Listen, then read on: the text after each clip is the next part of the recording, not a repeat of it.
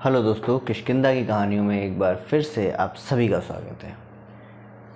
ये कहानी है शशि और अनुज की। अनुज एक बाहर से आया हुआ लड़का था जो यहाँ पर हॉस्टल में रहता था कॉलेज की पढ़ाई करने के लिए। बीएससी नर्सिंग का छात्र था। और शशि यहाँ डीडी नगर में रहता था जो सेम कॉलेज में पढ़ते थे और फर्स्ट ईयर स्टूडेंट थे। और वहाँ उनकी दोस्ती एक दूसरे से हो गई। ये कहानी की जो शुरुआत है, जो कहानी का जो मेन जगह है वो है मालनपुर का इंडस्ट्रियल एरिया। और ये इंडस्ट्रियल एरिया थोड़ा सा हॉन्टेड है, मतलब भूथा हम जिसे कहते हैं, भूथा है, पर बहुत अच्छा है।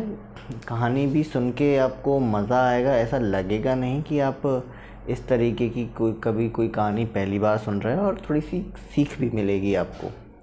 तो ज़्यादा बातें ना करते हुए कहानी शुरुआत करते हैं। तो ये जो कहानी है वो थोड़ी डरावनी है, थोड़ी मज़ेदार भी है और थोड़ी बेवकूफ़ाना भरी भी है। तो चले ज़्यादा बकवास ना करते हुए कहानी को आगे बढ़ाते हैं। ये जो दोस्त थे अनुज और शशि, ये काफ़ी अच्छे दोस्त थे, एक दूसरे के क्लोज़ फ्रेंड बन चुके थे। और अक्सर पार्टीज़ करना, नाइट आउट करना, लेट नाइट घर आना, ये सब अब इनके लिए नॉर्मल सी सिचुएशन वाली बात हो गई थी। अब इनसे उनको मतलब यूज्ड टू हो गए थे। शुरुआत में मम्मी पापा का डर था, पर अब वो भी ख़त्म हो गया था। और इनके माँ बाप भी इनसे बड़े परेशान हो गए थे क्योंकि ये रोज़ लेट आना और नाइट आउट करना ये चलता था। एक दिन उन्होंने कहा कि मेरा एक दोस्त है, उसकी बर्थडे पार्टी है मालनपुर में, वहाँ उसकी फैक्ट्रीज़ भी है और उसका एक घर भी है, तो हम पार्टी करने वहाँ चलेंगे। तो शशि को उसने बोला, अनुज ने, तो शशि भी राज़ी हो गया, चलो कि पार्टी करने का मौका मिला, फिर पता नहीं कब ऐसा मौका दोबारा मिलेगा। तो उन्होंने बोला कि चलो ठीक है, कोई नहीं। ये दोनों कार से अपने दोस्त के घर मालनपुर फैक्ट्री में के थोड़ी बगल से गली गई है, उसके अंदर से जाना था इनका रास्ता। एग्जैक्ट लोकेशन तो मुझे भी पता नहीं है कहाँ है, पर जैसा कि जिसने मुझे कहानी बताई थी उसने मुझे ये सब बताया था कि वहाँ इस एरिया में इस तरह से चीज़ें होती हैं। तो जैसे जैसे कहानी आगे बढ़ती है, आप सबको धीरे धीरे सब सारी चीज़ें पता चलती जाएंगी। तो ये लोग वहाँ दोस्त के यहाँ पहुँचे, इन्होंने पार्टीज़ की, एंजॉय किया, ड्रिंक्स किया, मतलब जो इनका मन था, नशा वगैरह जो ये करते सकते थे वो सब इन्होंने किया। पार्टी ख़त्म हुई, इन लोगों ने बोला कि घर चलते हैं। तो इनकी पार्टी में एक दोस्त था, उसने इनसे बोला कि अभी बहुत ज़्यादा रात हो गई और वैसे भी आज अमावस की रात है, तो यहीं रुक जाओ, ज़्यादा दूर जाने की ज़रूरत नहीं। वैसे भी तुम लोगों का घर यहाँ से काफ़ी दूर है, हम लोग तो यहाँ पास के हैं, हम ये चले जाएंगे, पर तुम लोग बहुत दूर से आए हो तो यहीं रुक जाओ, सुबह निकल जाना। तो शशि बोला, अरे ये सब फालतू बातें, हम इन सब चीज़ों को नहीं मानते।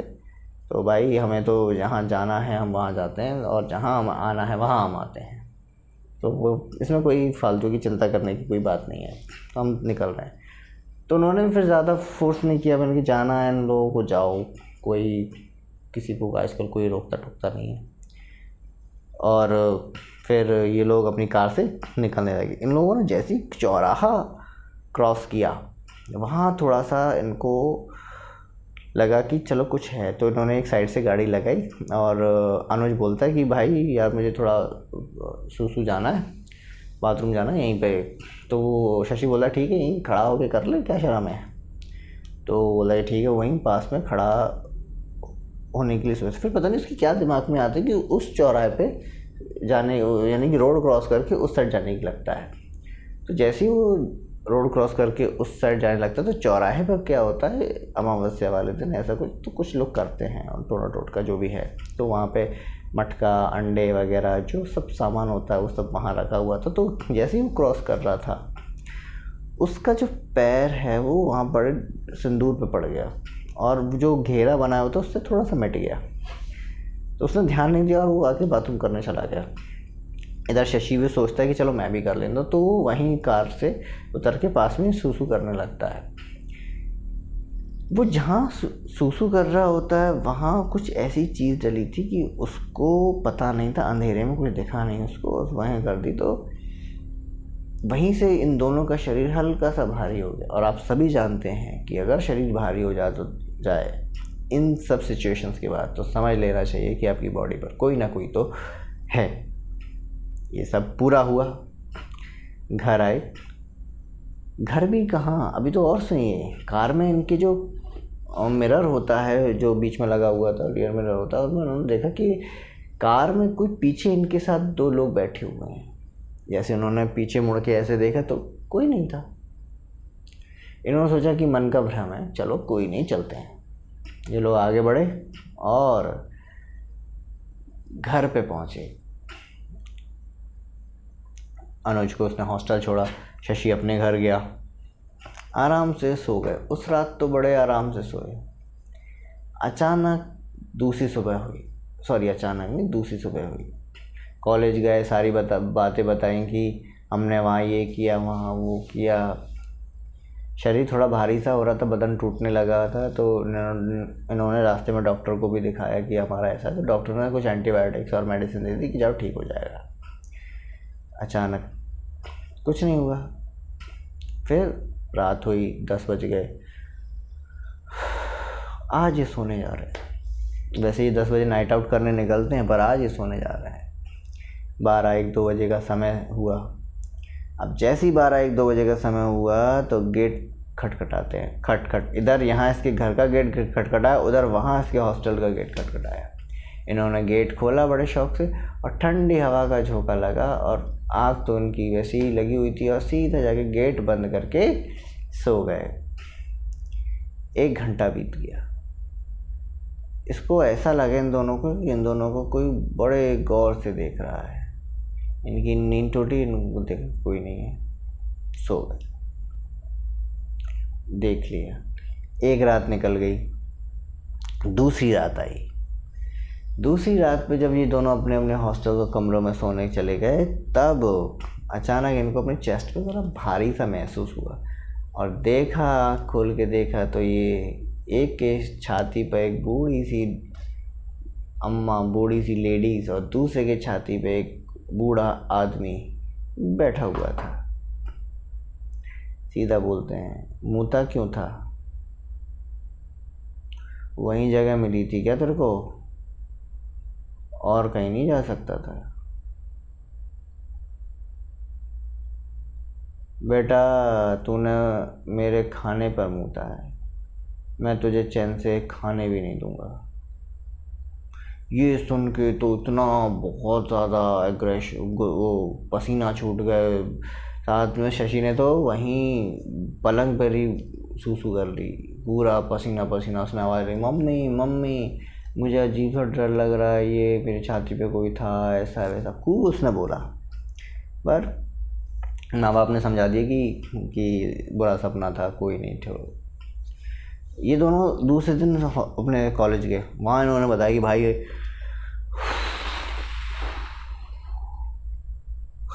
मेरे साथ भी ऐसा हुआ है। दोनों के सामने एक सपना। तो ये दोनों बहुत ज़्यादा डर गए, बहुत ज़्यादा। अब तो इनको डर के मारे इनका हालत ख़राब होने लगी। ये घर आए, दोबारा से सेम चीज़ आया। इन्होंने बोला जा मेरे लिए ये लेकर आ। सुबह बेचारे उठते, दोपहर को जाते, उनके लिए अंडा मीट वगैरह जो भी वो खाते थे उनको ला के रात को रखते एक पर्टिकुलर जगह पे, वहाँ वो लोग खाते और उनको देख के हंसते, अब तो तू हमारे चंगुल में है, अब तू जाएगा नहीं। ये सुनने के बाद तो भाई दोनों के पसीने छूट गए। उन्हें लगा कि उन्होंने ज़िंदगी की सबसे बड़ी गलती कर दी। बहुत डर गए।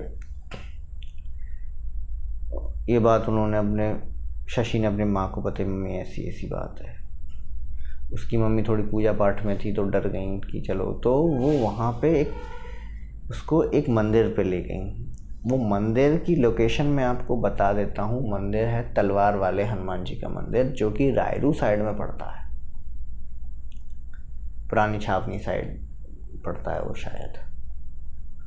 वहाँ एक बाबा रहते हैं, अच्छे हैं, काफ़ी जानकार हैं। उन्होंने उसके पास ले गए तो उन्होंने बोला कि आपके बच्चे ने जो गलती करी है उसको नहीं करनी चाहिए, मुश्किल है आपका बच्चा अब उनके चंगुल से छूटे, देख लो क्या कर सकते हैं, मेरे बस का तो नहीं है।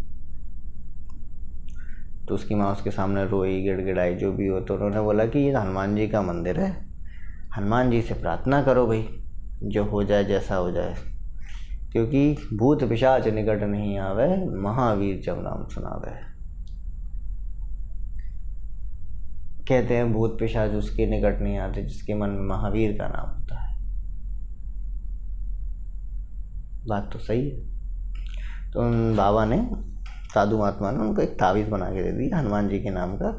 जैसे ही उनके गले में वो तावीज़ पड़ा, दोनों के गले में, दोनों का शरीर बहुत हल्का हो गया, बहुत हल्का। अब उनको ज़्यादा कुछ मतलब करने की ज़रूरत नहीं थी, बहुत हल्का हुआ, वो अपना एंजॉय कर रहे, सब कुछ कर रहे थे।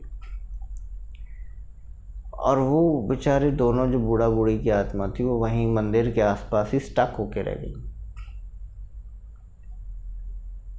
क्योंकि ये लड़का तो उनको वहाँ से लिया गया था। अब मंदिर की परिधि में वो फंस गए। और ये सब होते हुए देख लिया, क्या नाम है, पुजारी ने, कि यहाँ कोई ना कोई दो एंटिटीज ऐसी हैं जो अपनी मर्ज़ी से आ तो गई पर अब जा नहीं पा रही हैं। तो उन एंटिटीज़ को भी उन्हीं साधु महात्मा ने अपने यज्ञ हवन पूजा पाठ जो भी होता है उनसे किया और मुक्त करवाया। तो ये थी पूरी कहानी कि जब भी ऐसा कोई सिचुएशन हो, जैसे कि अमावस्या की रात हो या कोई ऐसी काली रात हो, तो लेट नाइट नहीं आना चाहिए, ना ही ड्रिंक वगैरह करनी चाहिए। और जहाँ भी जाओ थोड़ी सावधानी से जाओ, कहीं आपका पैर किसी ऐसी जगह ना पड़ जाए जहाँ से चीज़ें फिर आपके बस में ना हो पाए। तो ये थी आज किष्किंधा की कहानी। होप आपको अच्छी लगी होगी।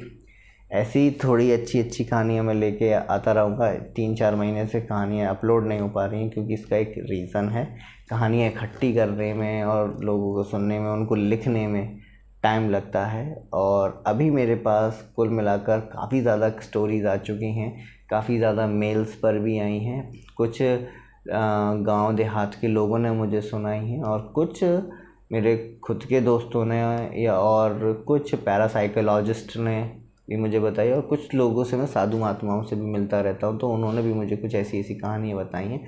उनको सारा कलेक्शन करने में और इकट्ठा करने में तो टाइम तो लगता ही है। तो अब से कुछ कहानियाँ आपको रेगुलर मिलती रहेंगी, आप सुनिए, आपको अच्छा लगेगा और मेरा भी एंटरटेनमेंट हो जाएगा और मेरा भी शौक़ पूरा हो जाएगा कहानियाँ सुनाने का।